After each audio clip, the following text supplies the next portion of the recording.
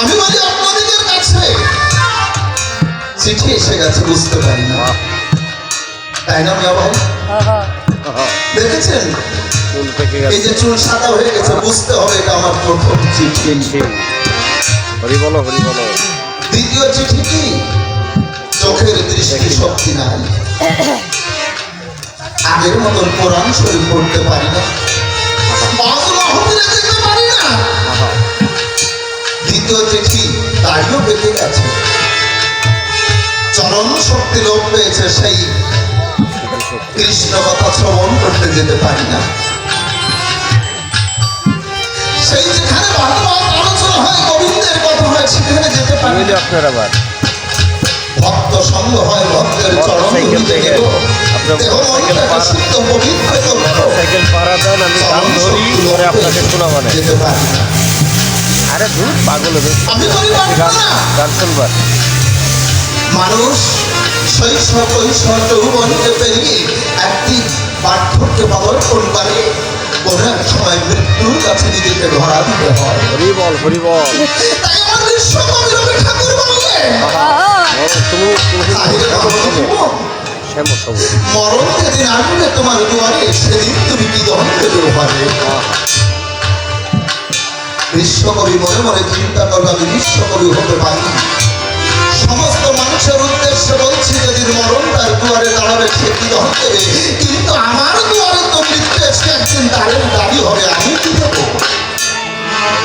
ওই করমটাকে ধরে রেখে দিল অটক করে, একটু করে চোখের জলে সিঞ্চিত করে করমটাকে ধরে লিখল, দেব হে মৃত্যু, তুমি শ্যাম সম, তোমাকে ফিরাবো না।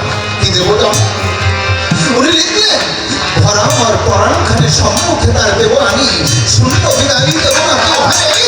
মরণ যেদিন আসবে আমার দুয়ারে, মরণ যেদিন আসবে আমার দুয়ারে, মরণের কাছে আত্মসমর্পণ করতে হবে, ধরা দিতে হবে। ও রাজা, আমি বলি ওই মায়ের পূজা আগে দিও না, যদি পারো তুমি আমার কথা ধরো, গর্ভধারিণী মায়ের পূজা না। একটা মাতা 10 মাস 10 দিন গর্ভে সন্তান ধারণ করে, মায়ের বুকের সুধা পান করাইয়ে সন্তানকে পাঠিয়ে রাখে। মায়ের এক ফোঁটা দুধের ঋণ শোধ করা সম্ভব নয়। নতুন বিশ্বাস চাইলে সরস্বতী মনসলক্ষ্মী সবাই আমার মা, সকলকে এক করিলে হয় না আমার পায়ের তুলনা। মুজিব পরদেশি বলল, দেহের গোস্ত কেটে যদি মায়ের চটিও তৈরি করা হয়, পায়ের এক ফোঁটা দুধের ঋণ শোধ করা যায় না। মুসলমানদের ভিতরে ডাক দিয়ে বলল, সবার ধারে কথা শোনো, একটা ফুট অফ মাদার, প্রত্যেকটা সন্তানের মায়ের চরণ তল বেহেস্ত। ভারতের মুনি ঋষি যারা ডাকতে বলল, তারা জননী জন্মভূমিষ্ঠ স্বর্গাগতি করিও। আমরা সেই মা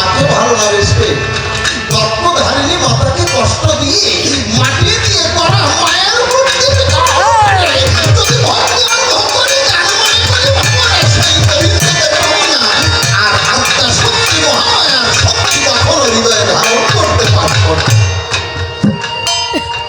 ধারণ করেছিল কি? মুসলমানদের ভিতরে জানা ছিল কসাই বিল্লাল। মুসলমান একবার আল্লাহর আরশে বেহেশতের বাজারে যখন গেল, দেখতে পেল দুটি ঘর নির্মাণ আছে।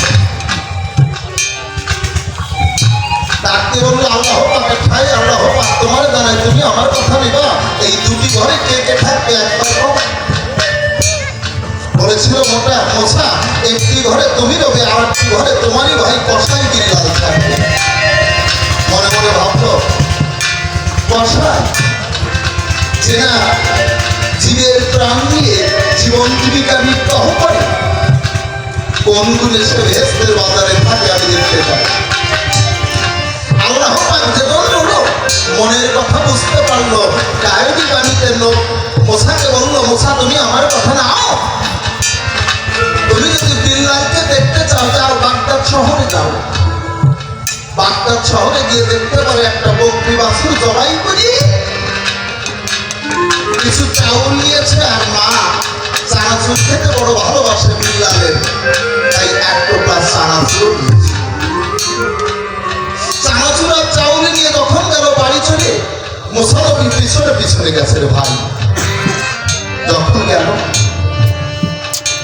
স্ত্রীকে ডাকতে বললো, বিল্লাল আমার কথা নাও, মাকে কি গোসল করিয়েছ সেই কথা কও। বিল্লালের স্ত্রী বিনয়ের সাথে ডাকতে বলেছে, স্বামীর দ্বারে স্বামী, তুমি আমার জীবন থেকে কত দামি কত ভালোবাসি আমি, কিন্তু আমি মাকে গোসল করাইনি কেন? আমি ভেবেছি তাই গরমের দিন কিনা স্বামী স্ত্রী দুইজন মিলে মন আনন্দে আজকে মাকে পিড়ির ঘরে বসাইয়ে দুইজনে আমরা গোসল করাতে চাই। বড় ভালো লাগলো। ডাকতে বললো, কথা না তাহলে বালতি ভরে পানি এনে দাও। বালতি ভরে যখন পানি এনে দিল, বিল্লালের স্ত্রী দুইজনে মিলে মাকে গোসল করালো। বললো, কথা না আমার মায়ের বড় ক্ষুধা লেগেছে, শীঘ্র করে খেতে দাও। মাকে খেতেও দিল। মা কি করছে? খাচ্ছে। খাওয়ার পরে বিল্লাল বলছো, তুমি তো চানাচুর খেতে বড় ভালোবাসো, আমি কয়েকটা চানাচুর এনেছি, মা খাও। আমার সম্মুখে খেলে আমার ভালো লাগবে, খাও না মা। বলছে, কথা মনে করি ভাবো না আমি চানাচুর গুলো খাবো না, তুই আমার কথা নিবি, অন্তরে তাকে ভাবো আমি তোর সম্মুখে বসে যাবো, তুই খাবি, আমি দেখবো। বলছো, না তুমি খাও। বলছে, না রে খোকা, তুই জানিস না, খুলে বলি তোর ধারে কোন সন্তান যদি মায়ের সম্মুখে বসে কিছু খায়, আর মা যদি তা দেখতে পায়, আমি করে পারবো না, মায়ের খাওয়া লাগে না, সন্তানের খাওয়া দেখলে মায়ের পেটটি এমনিতেই ভরে যায়।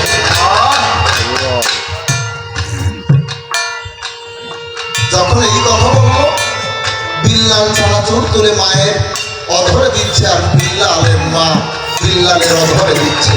বাৎসল্য প্রেমে ভেসে যাচ্ছে মাতার সন্তান। যখন চানাচুর গুলো খাওয়া হয়ে গেল, মা ডাকতে বললো, বিল্লাল রে বাবা, আমার বউ অত ছোট মেয়ে, তার ক্ষুদা লেগেছে, দুইজনে মিলে যা রান্না করে দেয় খাবার। আর বিল্লালের মা কি করেছে? এই সুযোগের ঘরে দিয়ে পালঙ্কের পরে যায় নামাজ মিশে গিয়ে মনের সকল অহংকার আবিরতা ফেলে পরিকাপ্ত সভা করে হৃদয়ের মাঝে ভক্তি স্থাপন করে সেই আল্লাহ পাকের কাছে বলেছে, মুনাজাত করে করে বলছে, হে আল্লাহ পাক, আমি বলি তোমার সাক্ষাৎ তুমি আমার কথা নিও, আমার জীবনের যত সুবাদে আছে আমি তোমার কাছে সকল সুবাদের বিনিময়ে আমার একমাত্র সন্তান বিল্লালকে তুমি বেহেশতের বাজারে খাই।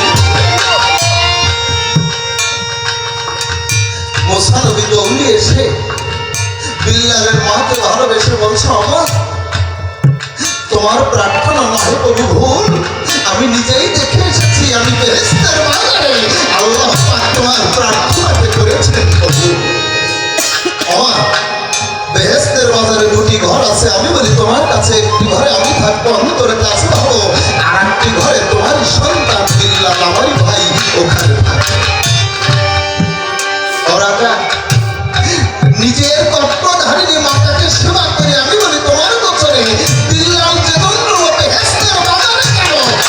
তোমার মা কালীকে ভালোবেসে পূজা দিলে কি হয়? তোমার মা যেভাবে উগ্র সন্ধ্যা হাতে নিয়ে খাল্লা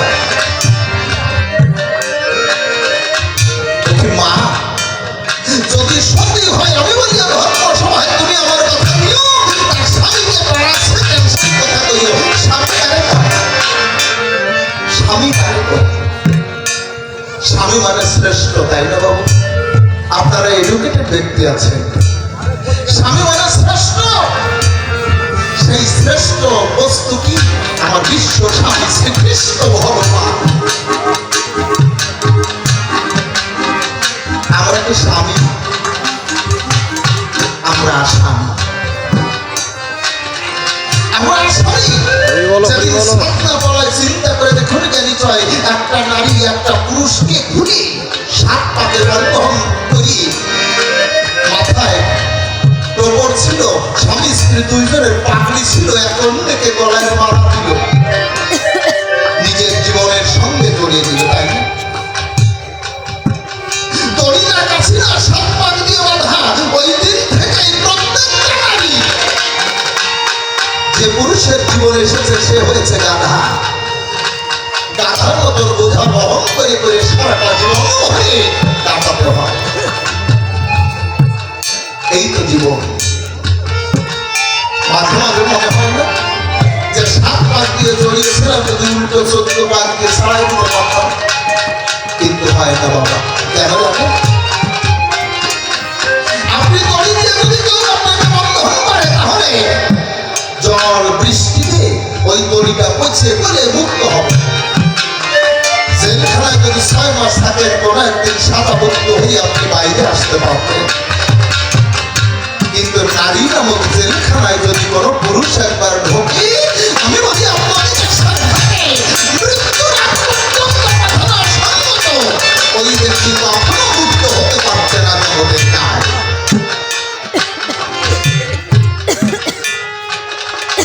তবে হ্যাঁ পারবে। আমি করি বর্ণনা যদি সেই গোবিন্দকে পেতে হয় পুরুষ হয়ে কিন্তু গোবিন্দকে পাওয়া যায় না।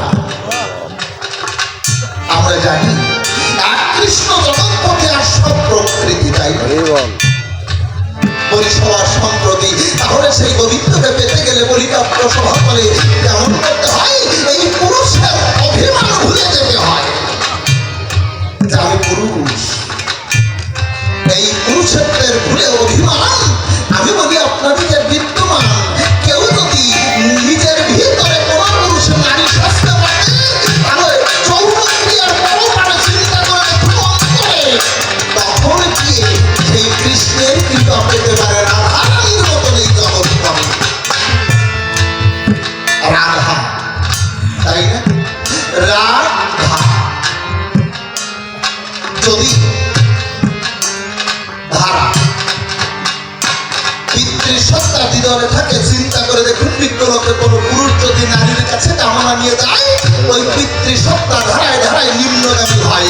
কিন্তু কোনো পুরুষ যদি মাতৃশক্তি নিয়ে অতপ করে গুরুকরণ করিয়ে এই চলাচলে পুরুষশক্তি নিয়ে অতপ করে কেউ যদি মহামন্ত্র কৃষ্ণ নাম করতে পোহাতে যায় আর ওই ধারা সত্তাকে পুরুষশক্তি দ্বারা সাধনা করে উজানে এনে আমি বলি আপনাদের কাছে কেউ কেউ রাধা করতে পারে জগতের গায়ে অন্তর গিয়ে দেখলাম ভেবে সে সিদ্ধ পুরুষ হয়ে রাধা কৃষ্ণের গৌর মূর্তি দেখতে পাবে ঈশ্বর। হরি বল হরি বল।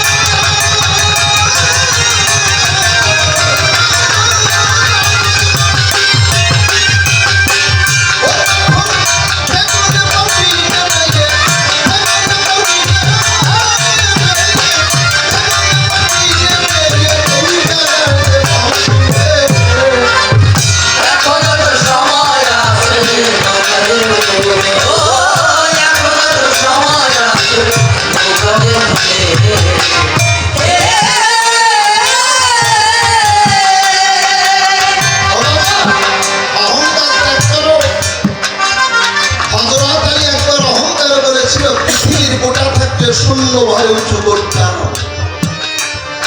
আজ করণী ফকির বলেছিল আমার এই পোটলাটা ধরো, মাটির ভিতরে ডেবে যাচ্ছিল যখন ধরছিল, বলেছিল জানো কি আছে, আমার মায়ের একটা ছবি মাত্র। তাই তুমি ধরে দাঁড়াতে পারছো না, কেমন করে বললে স্রষ্টার সৃষ্টি ঈশ্বরখানাকে ধরে উঁচু করতে ভুলে দাও। অহংকার ভুলে হৃদয়ের মধ্যে ভক্তি স্থাপন করো, তাহলে তাকে পাবে।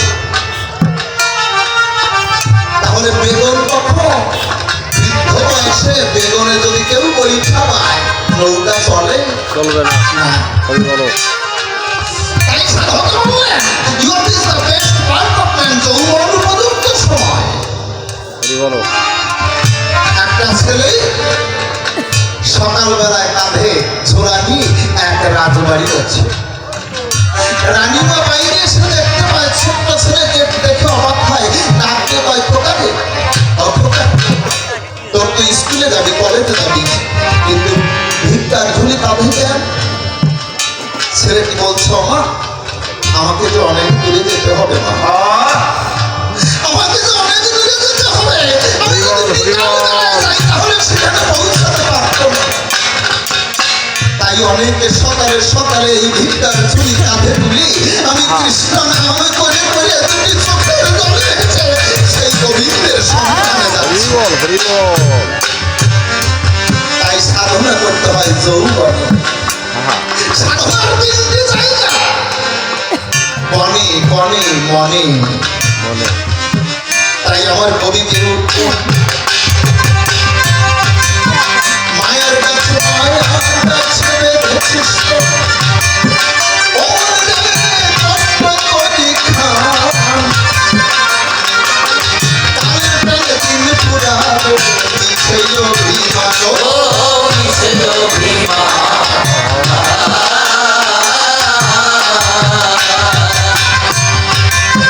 মায়ের কাছে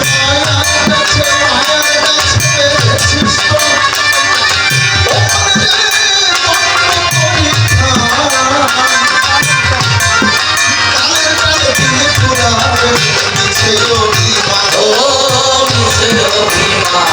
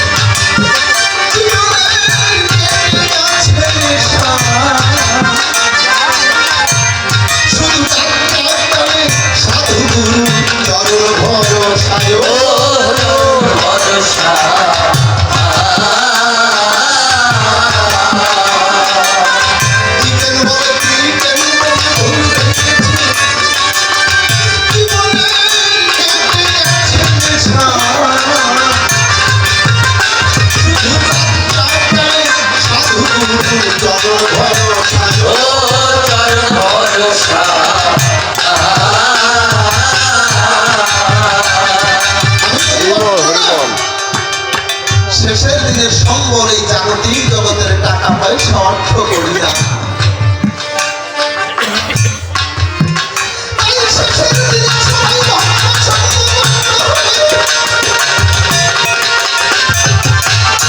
আর কৃষ্ণ গুণগান করে বৈষ্ণবের পদধূলি প্রভু করে অর্পণ করতে হবে।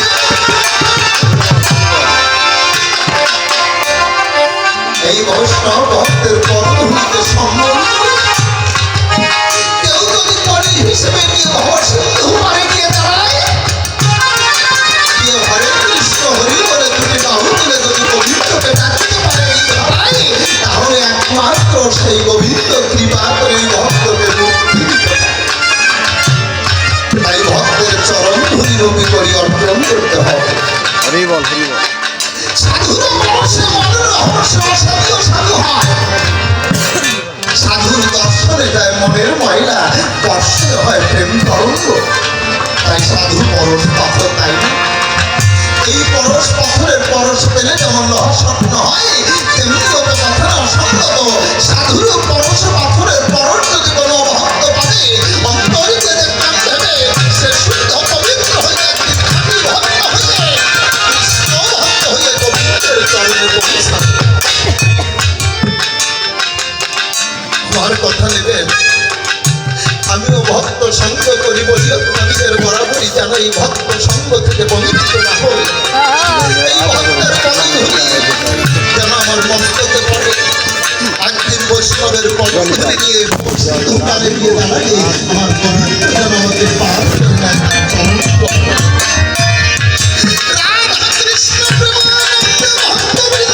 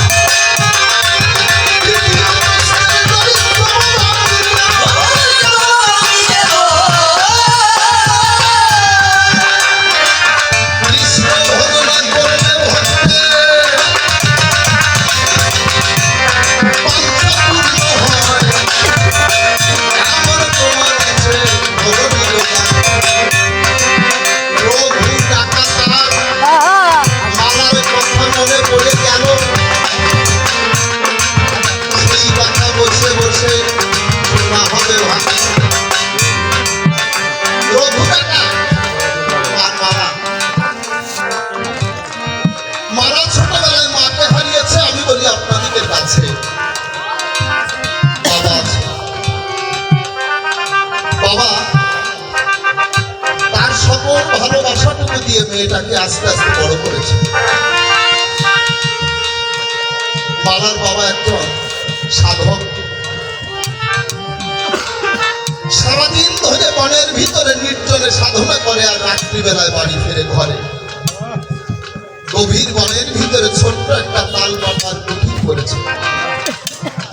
হঠাৎ করে একদিন রঘু ডাকাতে ঘুরতে ঘুরতে আমি বলি আপনাদের সাক্ষাতে গরমের সময় জল পিপাসা লেগেছে, তাই ওই কুটিরটা দেখতে পেয়ে ওই কুটিরে গেছে, গিয়ে দেখে যে মালা বের হয়ে এসেছে। বলছে তোমার নাম কি? বলছে আমার নাম মালা। তোমাকে দেখে আমার বেঁধে গেল জানা। কথা নাও, তোমাকে আমার ভালো লেগেছে, আমাকে বিবাহ করবে। বলেছে দেখো আমার বাবা আছে, আমার বাবা সাধনা করে, আমি বলি আপনার ধারে হরি বলো, হরি বলো। তাহলে আমি বিবাহ করতে পারি। সন্তান যখন ঘটনা এলে কথা আমার বলা ভালো। মালার বাবা কুঠিরে যখন এলো, আসার পরে ডাক দিয়ে বললো যে আপনার মেয়েকে আমি বিবাহ করতে চাই, বিবাহ দেবে? মালার বাবা চিনতে পারবে তো রঘু ডাকাত করেছে বর্ণনা। আমার মেয়েটাকে কুচি কুচি করে কেটে নদীর জলে ভাসিয়ে দেবো, তবু একটা ডাকাত দুর্বৃত্তর হাতে আমার মেয়েকে আমি দান করবো না। যখন এই কথা কয় আমি বলি ধর্ম সবাই রঘু ডাকাত ধারণ শানিত ছুরিকা ধরি মালার বাবার কোমরের কাছে গিয়ে বলছে তাহলে দেবে না? আমি তোমার জীবন নেব।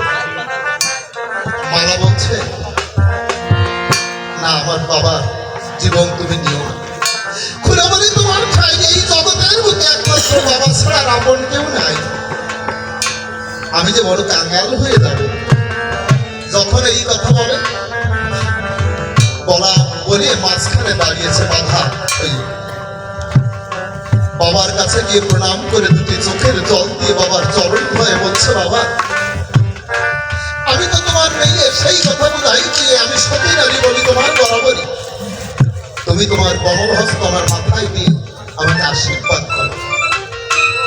আমি যেন সতী নারী হইয়ে কৃষ্ণ ভক্ত হইয়ে একদিন আমার এই স্বামী ডাকাতে বৃত্তি ভোটায় কৃষ্ণ ভক্ত করে সেই গোবিন্দকে লাভ করি। হরি বল, হরি বল।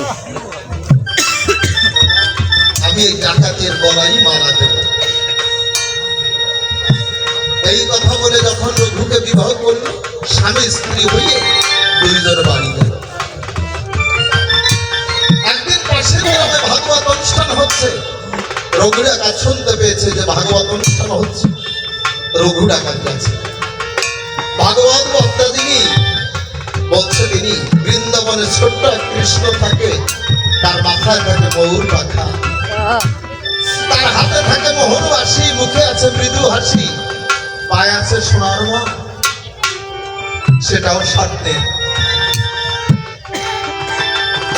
জানলেন যত ভক্তগণ। যখন এই কথা শুনতে পেল রঘু ডাকাত বাড়ি এসে মালাকে বললো মালাকে তোমাকে বিবাহ করে আর ডাকাতি করতে ইচ্ছে হয় না, মনে হয় যে তোমাকে নিয়ে সুখের সংসার করি। গোবিন্দ জীবনের শেষবারের মতো একটিবার আমি অনুমতি চাই। জানো ভাগবত বক্তা কি বলেছে? নাকি বৃন্দাবনে ছোট্ট এক কৃষ্ণ আছে। আমি বলি তোমার কাছে তার মাথায় ময়ূর পাখা আছে, সাথে কয়েক ভরি ওজন, একটা বাঁশি আছে তাতেও কয়েক ভরি আছে। তাকে যদি ডাকাতি করতে পারি তার স্বর্ণ অলংকার জীবনে কখনো কোনোদিনও আর ডাকাতি করা লাগবে না, দুইজনের জীবনটা আনন্দে কেটে যাবে। আমাকে অনুমতি দাও। আজ মালা বলছে হে গোবিন্দ আমি এই চাই। গোবিন্দ তোমার কৃপা হয়েছে। রঘু ডাকাতকে বলছে স্বামী তুমি যাবে বৃন্দাবনে, সেই কৃষ্ণকে তুমি ডাকাতি করতে যাবে, কিন্তু স্বামী সেই গোবিন্দকে ডাকাতি করতে গেলে এভাবে যাওয়া যায় না। ডাকাতি এসে গেলে তাকে পাওয়া যায় না, তার দর্শন হয় না। তুমি যাবে, তবে কেমন করে যাবে? তোমাকে যে বৈষ্ণব এসে যেতে হবে। আমি হরি বল, হরি বল। আজ মালা তার স্বামীকে বিয়ের সামনে বসাইয়ে দ্বাদশ অঙ্গে তিলক কেটে গৌরিক বসন্তী অতম্বরে সারাঙ্গে কৃষ্ণ নাম লিখে আজ বৃন্দাবনের উদ্দেশ্যে পাঠিয়ে দিয়েছে। রঘুনাথ কৃষ্ণ নাম করে করে হা কৃষ্ণ বলে বলে বৃন্দাবনের দিকে ধাবিত হয়েছে। হঠাৎ করে পথমধ্যে দেখতে পায় সেই যে ছোট্ট কৃষ্ণ মাথায় মহুর পাখা নিয়ে হামাগুড়ি দিয়ে দিয়ে হেঁটে বেড়ায়।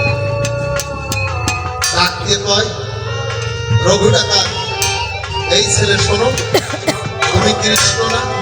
তোমাকে আমি চিনতে পেরেছি, ভাগবত বক্তা বলেছে। দাঁড়াও। কৃষ্ণ দাঁড়িয়েছে, হঠাৎ করে তার মাথার মহুর পাখাটা নিয়েছে। শ্রীকৃষ্ণ ভগবান তিনি ডাকতে বলছে, তিনি রঘু, তুমি যে আমার মহুর পাখাটা নিয়ে বাসিটা নেবে না, এটাও তো স্বর্ণ অলঙ্কারের। লোভ জেগেছে, আমার বাসিটা নেই। বাসি নেওয়ার পরে শ্রীকৃষ্ণ ভগবান বলছে, আমি যদি ইচ্ছা করি তোমার হাতের বাসি নিমিষে আমার হাতে নিয়ে আসতে পারি। দেখো, যখন চক্ষু মুদ্রিত করল, আবার কৃষ্ণের বাসি কৃষ্ণের হাতে। রঘু ডাকাত মনে করলো, ভাবনা এভাবে নেব না, অন্তরে কাছে ভাব, আমি ওই ছোট্ট কৃষ্ণকে সহ আমি বাড়ি নিয়ে যাবো। কাঁধে করি কেন? কতদিন বিয়ে করেছে, আমাদের তো কোনো সন্তান নাই, মালার সন্তান নাই, সে তো মা ডাক শুনতে পারে না। থাকলে মা কথাটি বদল ভরা কাম কামনার কথার সাথে কাম্য দিতে পড়ে তারা প্রেম নদীতে গান হায়। মা কথাটি ছোট্ট কিন্তু যেন ভাই, মায়ের মতন মধু মাখানা আজ রঘু ডাকাত পুনরায় গিয়ে ছোট্ট কৃষ্ণকে সহ মাথায় মহুর পাখা দিয়ে, হাতে বাঁশি দিয়ে, পায়ে সেই সকল কিছু দিয়ে সাজায় ছোট্ট কৃষ্ণকে সন্তান এনে আজ কাঁধে করে দিয়ে আসে। আমি বলি আপনাদেরকে ঠাড়াই, রঘু ডাকাত কৃষ্ণ নাম ভুলে নাই। কৃষ্ণ নাম করে করে যখন কৃষ্ণকে কাঁধে করে বাড়ি নিয়ে এলো, ওখানে এসে ডাক দিয়ে বলছে, আমরা দেখো আমি কাকে এনেছি। জনম জনম ধরে কৃষ্ণ সাধনার করে মুনি ঋষি তার চরণে পায় না দর্শন। আর শ্রীকৃষ্ণ এসে, আমি বলি তোমার পাশে আমাদের এখানে দেখা দিয়েছে সেই যে মালা দেখতে পেল, সে আর কেউ নয়, সেই শ্রীকৃষ্ণ ভগবান আমার বৃন্দাবনের কানে।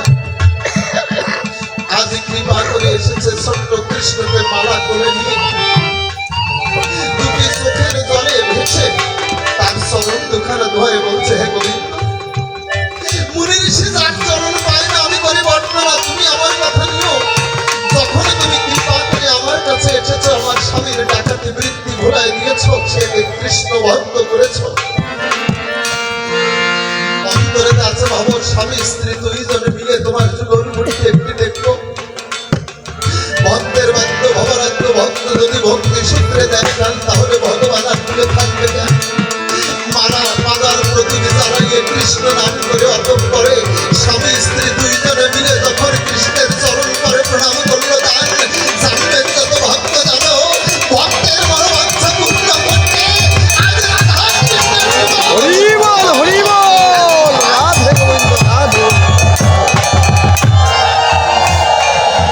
আমি বলি আপনাদের ঠাই, আমার কৃষ্ণ ভগবান শ্রেষ্ঠ, সে মুক্তিদাতা, তার উপরে আর কেউ নাই। তুমি আমার কথা নেবা, তবে আদর্শের দিক থেকে তোমার কালি কেমন তুমি একবার কইয়ে দেবা। কথাই বলে না যে দান নেই চাল নেই তার গোলা বড় ইন্দুর, বাতান নেই ভূত নেই তার কপাল বড় সিন্ধু।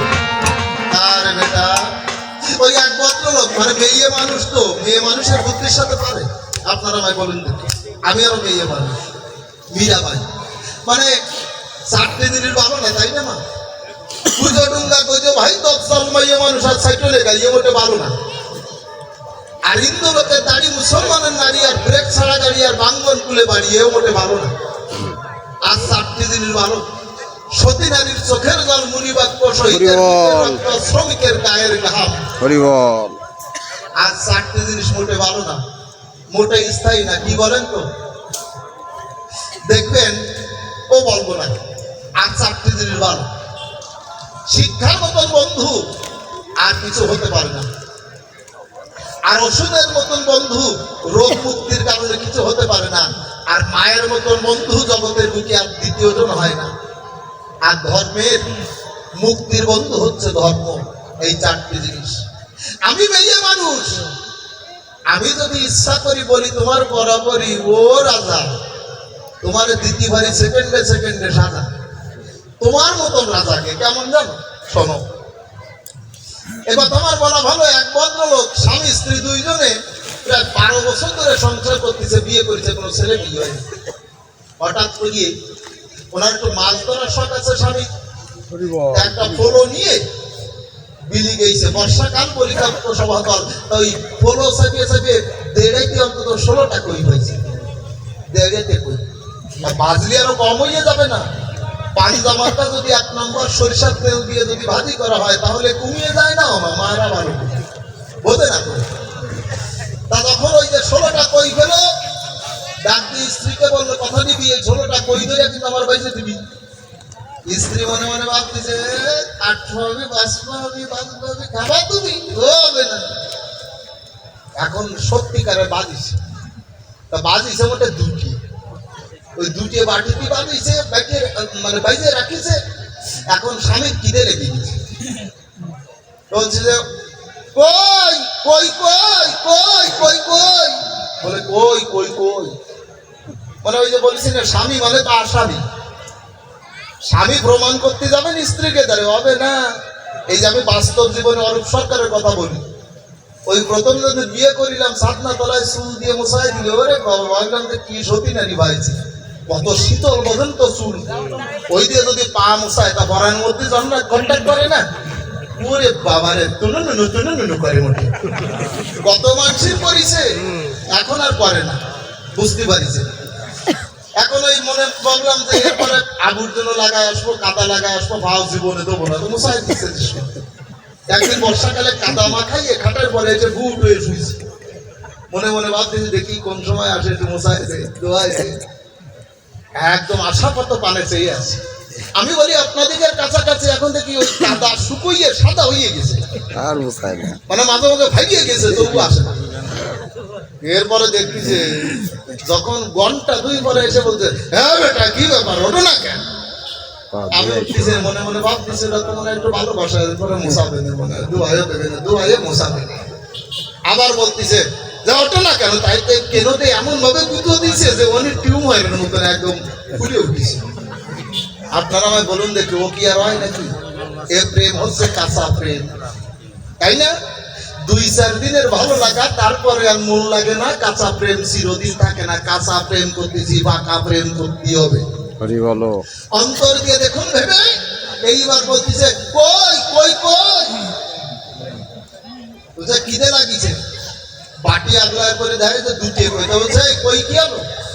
তা কই কি হলো মানে, তা কই ভাইছি 16, এই কই গেল কোন জায়গা? তা কই ভাইছো 16, ওই ভাড়ায় আনিস না বলো, ওরে দুটিয়ে দিছি, 16তে দুটিয়ে চলে গেছে। ওই তো বলো সারিয়ে নিয়ে মাছ ধরিছে। তা বলছে শোন, তবুও তো কইছিল 14, তা কয় ওই তার দুটো দিয়ে দিছি, ওই যে ওই ভাড়ার আছে না বৌদ্ধ, তুমি রাত বিরাত মাছ মারো, কত বুধ দেখা পাও, ভয় পাও, তা তুমি যারা খুশ করে আসো তা দক্ষিণে দেওয়া লাগে না, সেই জন্য ওর দুটো দিয়ে দিছি। তা কয় কই তবুও তো ছিল 12, তা কয় ওর থেকে তোমার ছোট বোন নিয়ে গেছে দুটিয়ে, যার নাম সরো, ভালো করেছিস, ভালো করেছিস। তা কয় ভালো কথা, তবুও তো কইছিল 10, তা তোমার কি কাণ্ড জ্ঞান আছে রাজমশাই? হ্যাঁ, এটা মাসটা কি পৌষ মাস, পিঠে পায়েস খাবা না? তা এর সাথে কি সম্পর্ক? তা করছে ওই তো তবুও কইছিল 10, আনিছি তার থেকে দুটিয়ে দিয়ে 2 ঠিলে রস। তা বলছে তবুও তো কইছিল 8। তা কয় তোমার কি ব্যাপার, কি হয়েছে বুঝতে পারতেছি না। হ্যাঁ বেটা, তো এই যে রড জাল দিতে হয় না, কাঠ কুটো লাগে না? তো লাগে তো। তো বলছে ওই তো কইছিল 8, তার থেকে দুটিয়ে দিয়ে আনিছি 2 বোঝা ভাত। তা কয় তবুও তো কইছিল 6। তা কয় ওর থেকে দুটো নিয়ে গেছে তোমার মামা তো ভাই জয়। তা ওরে হারাম জাতি, আজ 10 বছর তুই আমার মামা তোমার সাথে কথা কইলে, এত বড় বাদাবাদি তুই আমার এই কই দিয়ে দিছিস। মনে মনে ভাবতেছি তোমার বাড়ি এই স্ত্রীরা অভিনয় করতে পারে না, বলো ও কাঁদছে, মানে এইবার মিহি সুদ দিচ্ছে, এবার কান্দিস কেন মারবো না। তারপর কই তবুও তো ছিল সাই। তারপর যখন দুটি গেলাম নদীর স্তরে, তখন আর দুটি হয়ে দিচ্ছে ভাই। তো বলছে ভালো কথা। তারপর ওই তবুও ছিল তো 2। তখন সেই দিক আসে পাটি একবারে করছে, একটা দিয়ে রাখিলাম সোনা মুই শুই, আর একটা তোমার জন্য বাইরে থুই খাও। এইবার মনে মনে ভাবতেছে সব পেয়েছে তো ওই একটাই খাবো। হঠাৎ করে যখন ওই কই মাছ খাতে গেছে, স্ত্রী করেছে মানা, না না না না না না না না না না না, স্বামী খাইয়ে না খাইয়ে না খাইয়ে না খাইয়ে না খাইয়ে না খাইয়ে না খাইয়ে না। বলছে কেন? তুমি জানো ওই পারে রাঙ্গাতি কয় স্বামীর পাতে কই মাছ খালি নাকি সব ভাই হয়। স্বামী মনে মনে ভাবতেছে মানে কুলের বলদ যারে কয়, মনে মনে ভাবতেছে 12 বছর করেছি বিয়ে হয় না কোনো ছেলে মেয়ে, তার যদি নাকি এখন ডাক্তার কবিরাজ দেখায়, যদি ছেলে মেয়ে না হয় তা যদি এক কই মাছ হয় তবে এখন ও মনে মনে ভাবতেছে তুই হয়তো এইবার থেকে গেছে। একটুখানি কই মাছ যখন ভাঙতে গেছে হাত ধরে বলছে না না না না না স্বামী মোটে ও খাইয়ে না মোটে ভাঙিয়ে না। তাকে কেন জানো ওই পারে রাঙ্গাতি আরো কইছে, তা কি কইছে? তা কইছে নাকি বাংলা সোনা কই খালি নাকি সল মেয়ে কানা খোরা হয়, অবস্থা কানা খোরা। ওই কই মাছ ধরে এইভাবে আশ্রয় দিয়ে করছে, স্বামীর পিঠে তুই খাটিয়ে দিলি নে ভাইয়ে দিলি, তার খাটিয়ে দিলি। আমি সেই মেয়ে মানুষ, অত বড় সাধারণ নাই।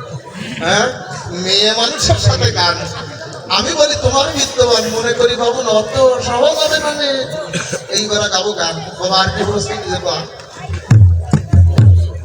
হ্যাঁ হ্যাঁ, ও 16,008টা বই কি দরকার? হ্যাঁ বেটা, আমার ঘরে বউ থাকলো কি না থাকলো তা তোর দরকার। হ্যাঁ হ্যাঁ, 16,000 আল্লাহর আইনি নাই খুলে বলি তোমার ফায়দা। তুমি আমার কথা নেবা যে তুমি যে শ্রীকৃষ্ণ ভগবান, তোমার 16,008টা বউর কি প্রয়োজন সেই কথা কবা। বাবা ভালো আমার পঞ্চপ্রেমের মধ্যে ঢুকিছে একটা রাজা মানুষ। আসলে কি জানেন, রাজা কবি সাহিত্যিক এদের চোখ ভালো না, এরা সুন্দর কিছু দেখলে সেদিক তাকায়। হ্যাঁ